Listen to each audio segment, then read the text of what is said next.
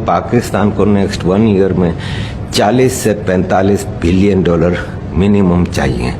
और वो ज़रूरत ना अमेरिका पूरी कर सकता है ना वेस्ट पूरी कर सकता है और अरब्स भी पूरी नहीं कर सकते। ऑल्दो के सऊदी अरब वगैरह जो मदद कर भी पाते हैं तो फॉरेन रिजर्व में रखने के लिए 2-3 बिलियन डॉलर दे देते हैं। यहाँ 1 साल का खाली 40-45 बिलियन डॉलर है। तो उन्होंने कहा कि पाकिस्तान का इकोनॉमिक बैंकरप्सी होना लाजमी है,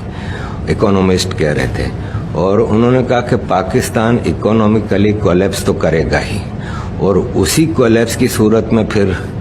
मामला सेट होंगे। और उसमें सोमालिया की मिसाल दे रहे थे कि सोमालिया में जिस तरह एक वॉरलॉर्ड्स का मैदान है, गवर्नमेंट का वहाँ पे कोई हाल नहीं है, इसी तरह फिर पाकिस्तान का होगा कि मुख्तलिफ इलाकों में जिसकी चौधराहट है वो अपना हिसाब किताब चलाएगा और पाकिस्तान में सरकार का एज सच कोई मेजर रोल रहेगा नहीं और ऐसे में इंटरवीन करेंगी सुपर पावर्स। और एक और साहब थे, ब्रिटिश हैं, वो बता रहे थे कि behind the door Europe, England, America और इंडिया,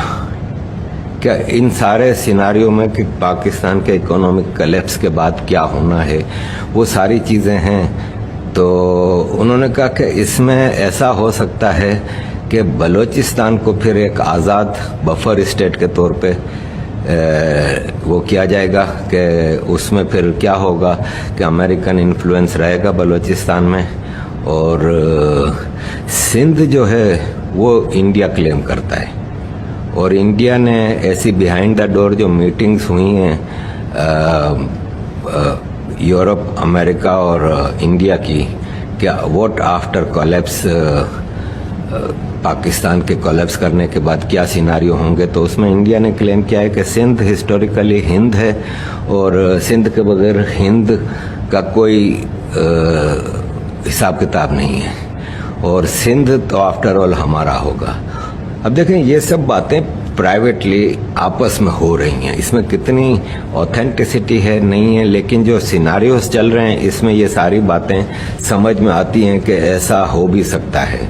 तो मैंने उसमें सवाल किया कि पीओके गिलगित बल्तिस्तान, बोले वो तो आउट ऑफ क्वेश्चन है ना, वो तो इंडिया ने ऑलरेडी कहा हुआ है कि वो हमारा है और उस पर अमेरिका और Europe after collapse of Pakistan उनको कोई एतराज़ नहीं है। अगर इंडिया अपना हिस्सा इलाका जो है कश्मीर का और गिलगित बल्तिस्तान का वो वापस हासिल कर लेता है तो उस पर दुनिया को कोई एतराज़ नहीं है, वो तो हो जाएगा, वो तो उसका तो बड़ा इशू नहीं। सिंध के मामले में वो कह रहे थे कि ये भी एक बातचीत चल रही है कि आधा सिंध हिंद को दे दिया जाए,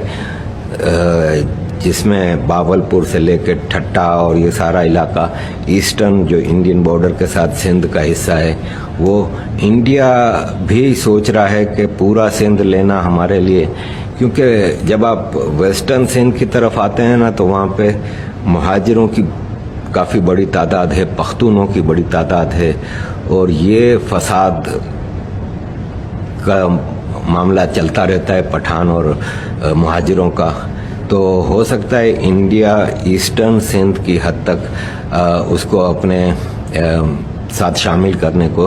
तैयार हो जाए।